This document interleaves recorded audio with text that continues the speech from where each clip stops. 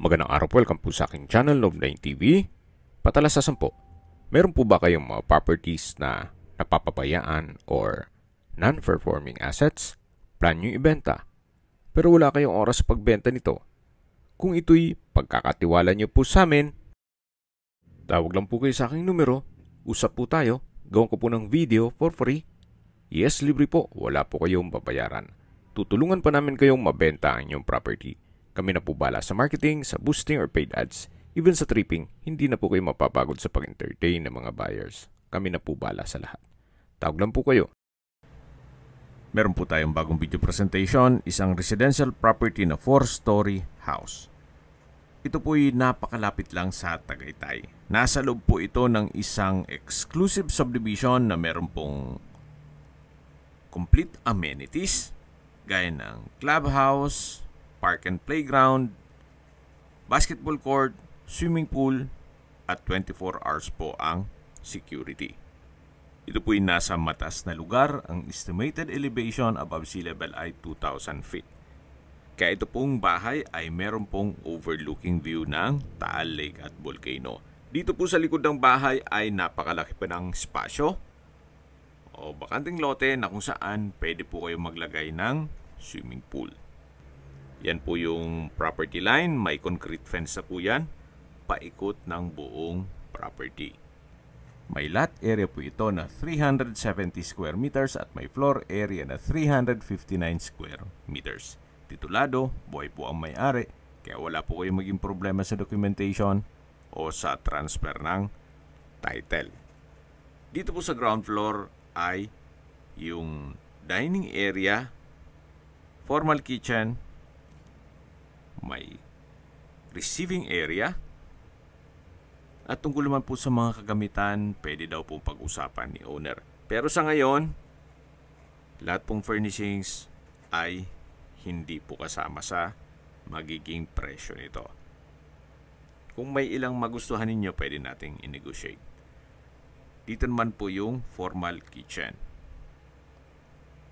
May kitchen countertop, gas range, range hood, kitchen window, wall-mounted kitchen cabinets, at storage ng kitchen utensils. Meron din pong kitchen drawer. Ito naman po yung maid's room. Sa ngayon, ginawa po nilang stock room. Katabi lang po nito yung under stairs na pantry or storage na kung saan dito na rin po yung mga circuit breaker. May wooden shelves, tile flooring at may ilaw na rin po dito. Marami din po kayong pwedeng mailagay na kagamitan dyan. Then naka wooden door din po. Ito po yung hagdan. Mamaya po akyat tayo dyan. Yan po yung receiving area. Then dito naman po yung common toilet and bath, na kung saan ito yung naka-tile bathroom wall. May shower curtain, hand wash basin, water closet with bidet, at may bathroom window. Ito po ulit yung dining area. May ceiling fan. Then sa dulo po yung access door papunta sa likod ng bahay. Yan po yung countertop. At ito naman po yung access door na papunta na dito sa dirty kitchen o service area. Naka-tile flooring at naka-enclose po yan. Then yan naman po yung stock room. Malaki naman po ang espasyo dito. At dito naman po yung extension o covered area ng service area o laundry area.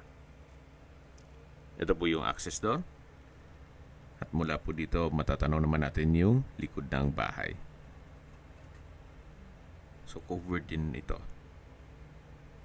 Then may garden set sa dulo kung saan doon tayo nag-start ng video. Ito po ulit yung service area o dirty kitchen. Then sa dulo yung stock room. Ito po yung aluminum screen door na access naman dito sa may dining area at formal kitchen. Yan po ulit yung receiving area o salas. Depende kung anong tawag nyo dyan. At ito na po yung hagdan na kung saan naka-tiled staircase, wooden handrail, at meron din pong staircase window nag-serve as natural sunlight. Nandito na po tayo sa second floor. So dito po sa second floor ay yung mga kwarto. Ito po yung first bedroom. Malaki naman ang spasyo. Meron pong malaking glass window. Then meron pong access sa balkonahe. At may sariling toilet and bath. Meron pong his and hers vanity. May bathroom countertop. Bathroom cabinet. Vanity mirror. Shower enclosure. Ito po yung dual entry or Jack and Jill dun sa kabilang kwarto. Dito po yung water closet with bidet. May bathroom window. At balik po ulit tayo dito sa kwarto. Ito po yung tinutukoy ko na balkonahe. Yan po yung property line. Then meron lang pong dahon ng palm tree dito. Pero matatanaw naman yung likod ng bahay. Balik po tayo dito sa kwarto. Meron pong wardrobe. May ceiling fan. Sa pintura ng ceiling at wall, kung hindi naman maselan, pwede pa po. Maayos pa po siya. Then mayroon na rin po palang window type aircon. Ito naman po yung kabilang kwarto. May ceiling fan. Halos same size lang po sila. Then sa pintura ng ceiling at wall, maayos naman. May window type aircon. Then may customized window glass. At ito naman po yung walk-in closet. At katabi lang po nito yung access door dun sa sharing na banyo or Jack and Jill. Yan po yung shower enclosure. So ito po yung pangalawang kwarto. At lalabas na po tayo para check natin yung ibang parte nitong bahay. So ito naman yung pangatlong kwarto. Sa spasyo, halos pares lang po nung mga nauna. Then meron pong window type aircon. Then glass window. At may sariling toilet and bath. Yan po yung pangatlong kwarto. Halos na-maximize po nila yung space kasi dito sa dulo ay ginawa nilang walk-in closet na meron pong mga wooden rack. Dito po sa second floor ay meron pong tatlong kwarto. Matatanong natin yung hagdan at akyat po tayo. Samahan niyo po ako. Meron po ulit staircase window. May curtain. Then ito pong staircase ay naka-tile flooring din po at naka-wooden handrail. Dito naman po sa third floor ay yung main door. Ito po yung main door at paglabas po natin may aluminum screen door. Then yung covered na garahe o carport. Kakasya po ang dalawang sasakyan. Sa taas po ng garahe ay yung mismong malaking balkonahe. So yan po yung frontage.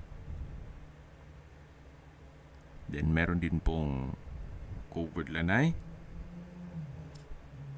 At sa dulo po ay meron pong maliit na hagdan na papunta naman sa likod ng bahay. Balik na po ulit tayo dito sa loob. At mula po dito sa main door at garahe, dito naman po yung third floor na meron pong dining area. Then meron din pong maliit na kwarto. At dito naman po nakapwesto yung living area o salas. Na napakalaki po ng espasyo. Sa mababanggit ko pong presyo ay hindi po kasama ang mga kagamitan. Mamaya po sa dulo pati ng video pag-usapan natin ang presyo nito. Ito po yung access door na papunta naman dito sa balkonahe na kung saan napakaganda po ng tanawin. Napakaaliwalas. Tahimik ang lugar, sariwa ang hangin, at malamig po ang klima. Tanaw na tanaw po ang Taal Lake at Volcano, pati po Mount Makulot. Yan po yung likod ng bahay. Napakaraki pa po ng espasyo. At hanggang sa dulo po ang balkonahe. Balik po ulit tayo dito sa loob. So yan po yung living area o salas. Sa dulo po may countertop, then wall-mounted cabinet. May modern design light fixtures sa ceiling. Yan po ulit yung main door. At dito naman po yung isang kwarto na kung saan sa likod po niyan ay yung garahe. So, pwede po itong maging guest room. At labas po tayo. Yan po ulit yung dining area. Ito yung main door. At ito naman po yung powder room. May bathroom countertop, hand wash basin, vanity mirror, bathroom cabinet, tile bathroom wall, at may water closet with bidet. Meron din pong bathroom window. So ito po yung third floor. Kung tatama rin na kakain sa baba, pwede po kayong kumain dito. At ito naman po yung hagdan. Ganun din po, naka-tiled staircase, wooden handrail at metal railing. Yan po yung staircase window na nag-serves as natural sunlight. At nandito na po tayo sa fourth floor. Dito naman po ay meron pong mga malaking kwarto o master bedroom. Check natin. So napakalaki ng espasyo. May split type aircon. Meron din pong access papunta sa balkonahe. May customized window glass. May pin lamps. Maayos ang pintura ng ceiling at wall. Naka-tiled flooring. May customized glass window. Check natin itong balkonahe. Mas maganda po ang view. Mas mataas po ito. Tunghayin nyo po ulit. Napakaganda po. Napakaliwalas. Gaya po nang nasabi ko sa inyo kanina, ito po yung nasa mataas na lugar. Ang estimated elevation above sea level ay 2,000 feet. Ganun po kataas ang lugar. Flood-free area. Siyempre, secured naman po ito. At kompleto po ang amenities nitong subdivision. So hanggang sa dulo po yung balkonahe. Balik po ulit tayo dito sa loob. Ito po ulit yung master bedroom. May console table. Naka-blinds yung bintana. At ito naman yung banyo. Frozen glass po itong shower enclosure. May grab handle. Tile bathroom wall. Hot shower set. At dito naman po yung water closet with bidet, bathroom countertop, bathroom cabinet, vanity mirror. Bali, couple po yan. Labas po tayo. Tunghayin nyo po ulit itong master bedroom na napakalaki ng espasyo. Labas na po tayo dito. At ito naman po yung kabilang kwarto na kung saan ginawa muna nilang opisina. At sa dulo po meron din pong access papunta sa balkonahe. tile flooring, may center lamp, pin lamps. So, kumpleto din po. Ito naman po yung another room na kung saan sa spasyo, sakto lang. Meron po itong double deck. Then may sliding glass window. At ito naman po yung access door na papunta sa malaking balkonahe. Sa baba po nito yung garahe. So, kung meron po kayong okasyon, pwede rin pong ganapin dito. Okay, sa distance, location at travel time portion na po tayo. Mula po sa Twin Lakes, ang distance is 6.4 kilometers at ang travel time is 12 minutes. Mula naman po sa Mendez Crossing, ang distance is 12.8 kilometers at ang travel time is 20 minutes. Mula naman po sa Tagaytay Rotonda, ang distance is 29 kilometers at ang travel time is 35 minutes. Kumpleto na po doon gaya ng malls, hotels, restaurants, banks, schools, church at hospital. Yan po yung laging binabanggit sa aking video na dapat nyo i-consider sa paghanap ng property yung meron pong malapit na hospital.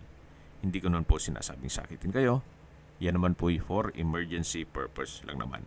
At mula naman po sa Manila o sa airport, ang distance is 76 kilometers at ang travel time is 2 hours and 28 minutes.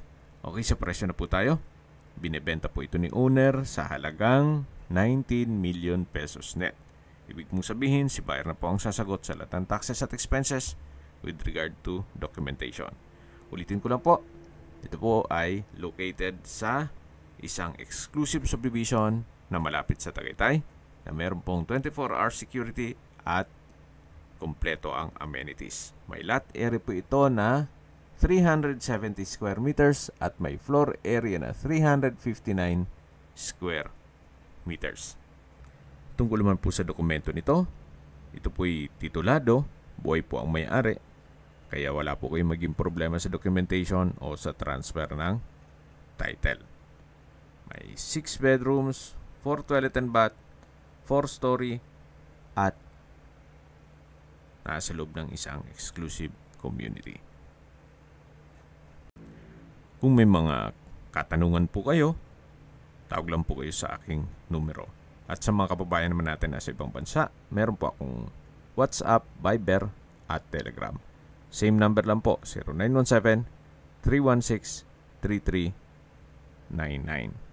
Sa mga nagtatanong naman po ng aming Facebook, meron po aming Facebook page na Nov9TV at Facebook Real Video. Meron din pong TikTok at Instagram. May ibang YouTube channel po kami, the Nov9TV channel, Nov9TV Listings, Nov9TV On The Spot, Nov9TV Updates, at Nov9TV House Rental. Sana po naibigyan nyo ang video presentation. Paki-like and subscribe na lang po sa aking channel para ma-update din po kayo sa aking future listings. Kung sakali po hanap nyo yung mas malaking sukat ng lupa, meron din po kami ibang listings na pwede nyong pagpilian. Huwag po kayong mag-atubiling tumawag sa amin. Then, let us know your budget para malaman namin kung anong property pwede naming ilog sa inyo. Sa lahat pong viewers, subscriber at nagtiwala po sa amin, salamat po sa suporta. Ingat po kayo lagi at yung pamilya. Maraming salamat po.